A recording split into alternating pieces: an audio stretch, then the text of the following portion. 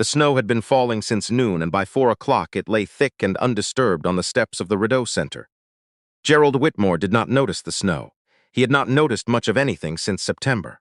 He walked the way he always walked now, cane forward, weight distributed carefully, the world reduced to sound and texture and the particular smell of cold air before it turned to ice. 63 years old, senior partner at Whitmore Callahan for 31 of them. He had argued cases before the Supreme Court. He had billed $400 an hour and never once questioned whether it was worth it. Now he counted steps, 14 from the taxi door to the corner, 42 to the entrance of the market if the sidewalk stayed clear. It did not stay clear today. He felt the shift before he understood it. His cane caught the edge of something, a ridge of packed ice hidden under fresh snow, and his body did what bodies do when the ground betrays them. It tilted. His arm swung out. The cane was useless. The voice came from somewhere below his elbow. "Sir, don't move, sir. There's a bad patch. It goes all the way to the curb." Gerald stopped. The voice was young. Not a child exactly, but not far from it. 11, maybe 12. A girl. "Where?" he said. "Right in front of you." About 2 feet. The whole section heaved up from the cold. They haven't salted it yet. He could not see her. He could hear her breath, quick from running, and the particular rustling of a coat that was too large for the body inside it.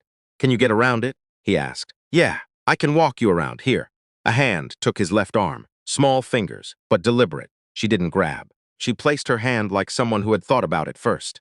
They moved together in a slow arc, skirting the ice. Gerald felt the texture change under his feet. Rough concrete, then tile, then the carpet just inside the market entrance. Warm air rolled out to meet them. "There," she said. "You're okay now." He turned toward the voice. "Thank you. What's your name?" A pause, not the hesitation of shyness. Something more careful than that. "Petra," she said. "Gerald Whitmore." He extended his hand in the direction of her voice. After a moment, she shook it. Her grip was firm. "I know who you are," she said. He raised an eyebrow. "Do you? My mom had a case with your firm 3 years ago." Another pause. "You weren't her lawyer, but I saw your name on the letterhead." Gerald said nothing. He had no way of knowing which case, which mother, which outcome. There had been thousands of letterheads. "Was it resolved?" he said finally. "No." The words sat between them. Petra said it without accusation. She said it the way someone says a fact they have carried long enough that it no longer surprises them. Gerald heard her shift her weight. He heard the zipper on the too large coat. "Are you shopping?" he asked. "I'm waiting for the 86. The bus doesn't stop here." "I know. It stops on Rideau Street, but it's warmer in here." "A beat. The security guard lets me wait as long as I don't sit on the floor." Gerald Whitmore had not thought about bus schedules in 20 years. He had not thought about the particular arithmetic of staying warm without spending money. He thought about it now. "Have you eaten?" he said. Another pause. Longer this time. "I had something at school." School had ended 4 hours ago. Gerald knew because he had a granddaughter who complained about the schedule every Sunday. "There's a place here that makes decent soup," he said. "I was planning to stop there anyway." This was not entirely true. He had been planning to buy coffee and take a taxi home before the temperature dropped further, but the words were already out, and he did not take them back. Petra said, "You don't have to do that." "I know I don't have to." Gerald said, "I'm 63 years old. I don't do things I don't want to do." He paused. "Will you walk me there? I've only been coming here since October, and I still get turned around near the food hall." She considered this. He could feel her considering it. "Okay," she said. The soup place was called something with a French word in it that Gerald could never remember. He knew it by the smell. Roasted garlic and something with lentils, and by the particular sound the chairs made when they scraped the tile floor. They found a table near the window. He knew it was near the window because of the cold that pressed against the glass beside him. Petra ordered chicken noodle. He ordered the same. When the bowls came, she wrapped both hands around hers and did not speak for a long moment. He waited. He had learned in 31 years of law that silence was not always as empty. Sometimes it was full of something the other person needed to find words for. "My mom's in the hospital," Petra said. "She has been since October. It's why I'm taking the 86. The hospital's on the other end of the line. Every day? Mondays, Wednesdays, Fridays. The other days I go to my aunt's." She paused. "My aunt has 4 kids. It's loud." Gerald nodded slowly. "How long is the ride?" 45 minutes one way. An hour if the roads are bad. She blew on her soup. "I bring homework. It's actually pretty good time." He found himself almost smiling. There was something in the way she said it, practical, without self-pity, that reminded him of his articling students from 30 years ago, the ones who would make it. "What's your mother's name?" he said. "Sandra Kovacs." He did not recognize it, but he filed it the way he had always filed names. "What was the case about?" he said. "If you want to tell me." Petra was quiet for a moment. Outside, a bus rumbled past. Gerald felt the vibration through the floor. Her employer changed her contract after she came back from medical leave, Petra said. Took away her seniority, her benefits. Put her on a different shift so she couldn't do the school pickups anymore. My aunt had to start coming. She paused. Your firm sent a letter saying it wasn't a strong enough case. Gerald said nothing. He had sent many such letters. He knew now that some of them were wrong. I'm sorry, he said. He did not say it to fill the silence. He said it because it was true. Petra looked at him. He couldn't see her looking, but he felt it, the particular weight of someone deciding whether an apology means anything. She got sick in December, Petra said. After the case fell through. She paused. I don't know if it's related. Stress does things to the body, Gerald said. That's what the doctors say. They sat with that for a while. Gerald Whitmore had lost his sight 18 months ago. It had happened the way serious things often happen. Gradually, then all at once. First, the edges of his peripheral vision, then a diagnosis with a long Latin name, then a morning when he reached for his coffee cup and realized he was reaching in the wrong direction entirely. His wife, Elaine, had died 4 years before that. His son lived in Calgary. His daughter called on Sundays and sometimes forgot. He had the apartment on Laurier. He had Anna, who came 3 mornings a week to help with the things he could not do alone. He had the cane, which he hated, and the audiobooks, which he loved, and the particular silence of a large apartment with good insulation. He had thought, in the first months after losing his sight, that the hardest part would be not seeing faces. He was wrong. The hardest part was the assumption, in strangers, in old colleagues, in his own children on bad days, that blindness had made him less. Petra did not make that assumption. He had noticed it from the first moment. She had not raised her voice. She had not taken his arm without asking. She had not explained things to him as though he needed explaining to. She had just walked him around the ice. He paid for the soup without discussion. She tried to object. He talked over it smoothly in the way of someone who has handled 1,000 negotiations. You're taking the 86, he said. You said it takes 45 minutes. How late does it run? Last bus is at 11. I'm usually back by 9. It was now nearly 6. Outside, the snow had thickened. I have a driver, Gerald said. This was true. Marcus, who picked him up 3 times a week and knew exactly how he liked the seat adjusted. He can take you to the hospital and back. It's not out of the way. This was not entirely true. It was considerably out of the way. But Marcus had been with him for 12 years and was not the kind of man who raised objections. Petra said, That's too much. It's a car ride. You don't even know me. Gerald considered this. I know you walked me around a patch of ice and didn't take my wallet while you were at it. For my purposes, that's a reasonable foundation. Petra was quiet. He heard something in the quiet that was different from before, less armor in it. My mom doesn't like me to take things from people, she said. Your mother, Gerald said carefully, sounds like a woman who has good reasons for the rules she makes. He paused. But I think she would also recognize the difference between charity and practical assistance. A car is practical assistance. He paused again.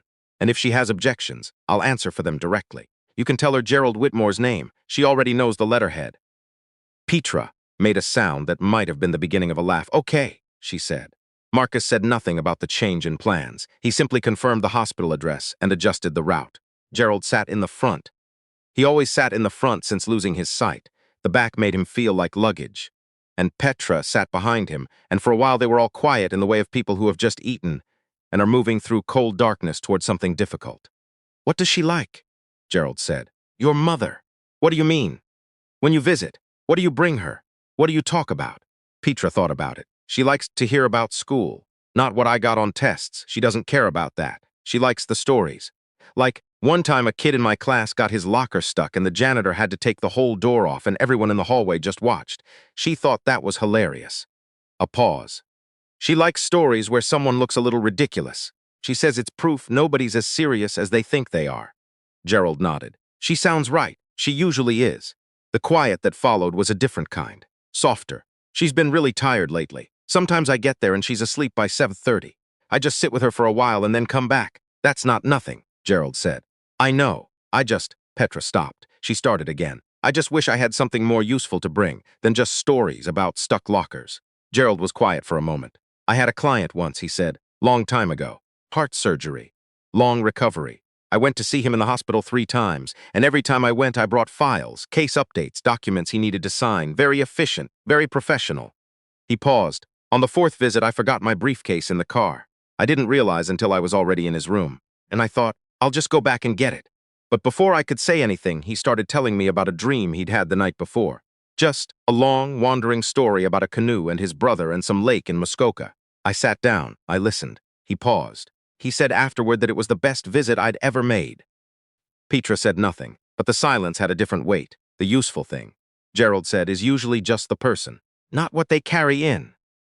The hospital smelled the way hospitals smell everywhere. Antiseptic and recycled air and something underneath both of those that was harder to name. Gerald had been in enough of them to know. Elaine's last 6 months had been measured in hospital corridors. He walked Petra to the reception desk. He did not have to. Marcus had offered to walk her, but he did it anyway. He wasn't sure why. Something in the arithmetic of the evening felt unfinished. At the desk, he asked the nurse on duty for Sandra Kovacs's room number. He asked on behalf of the daughter, he said. The nurse gave it without hesitation. Before Petra turned toward the elevator, Gerald held out a card. He kept them in his left breast pocket, same place for 30 years.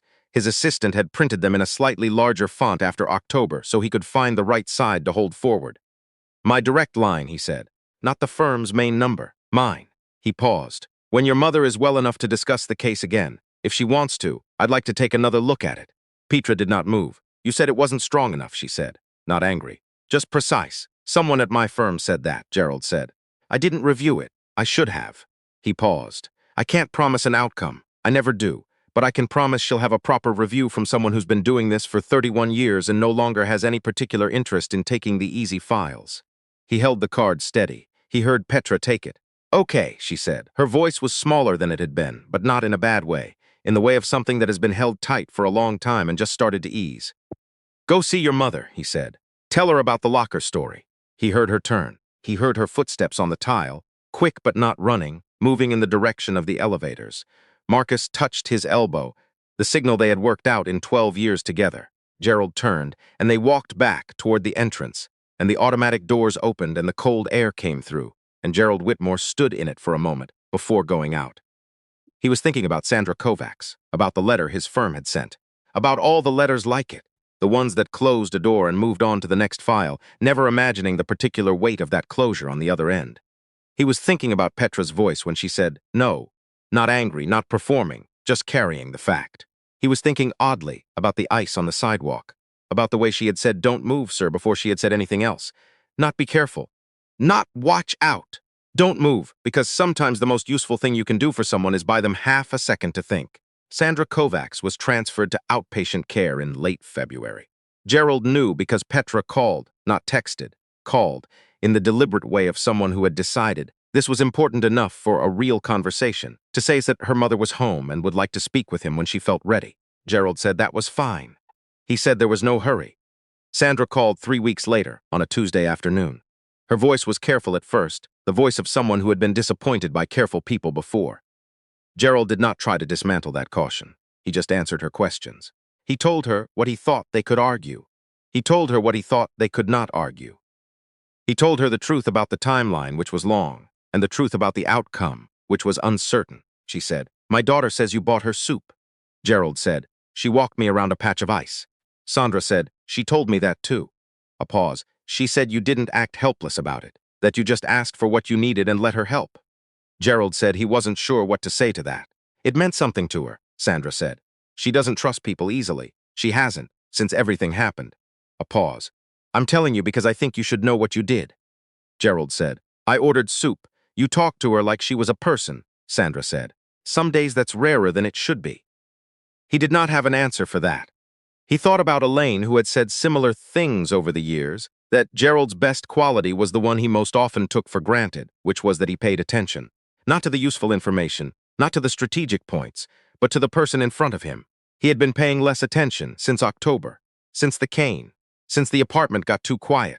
He thought about Petra's hands on his arm, deliberate, not grabbing, and the way she had said don't move before she said anything else. The case took 14 months. Gerald brought in a younger associate named Tom, who was good with employment law and had the energy for the document work that Gerald no longer wanted to spend his evenings on. Gerald supervised. Gerald argued the motion that mattered. It was not a dramatic victory. It rarely was. The employer settled rather than go to hearing, and the settlement was fair. Not a windfall, but enough to restore Sandra's seniority, cover a portion of the lost wages, and close the file without leaving her feeling that she had given something away for nothing. Petra called when it was done. She called from a number Gerald didn't recognize. He had gotten better at answering unknown numbers in the past year, and when he picked up, she said, "It's Petra." "Mom wanted me to call. I know who it is," he said. He recognized her voice now, the precision of it, the absence of unnecessary words. "She's really happy," Petra said. "She cried a little. She said to tell you." Gerald said, "Tell her I'm glad." A pause. "Are you going to the market this week?" Petra said. On Wednesday, he had been in fact planning to. He had been going every Wednesday since December. He had figured out a more reliable route from the taxi drop, and he knew the security guard's name now, and the soup place had started making a mushroom bisque that he preferred to the lentil. "I think so," he said. "Mom wants to come," Petra said. "If that's okay. She hasn't been out much. She wants to go somewhere normal." A pause. "She says she wants to see the man who taught her daughter that asking for help isn't the same as giving something up." Gerald was quiet for a moment. He thought about September, when the world had become sound and texture and counted steps. He thought about how small that world had gotten, and how he had let it get small, and how it had taken a girl with cold hands and a too large coat to begin very quietly to push the edges of it back out. "Wednesday at noon," he said. "I'll have Marcus pick you both up."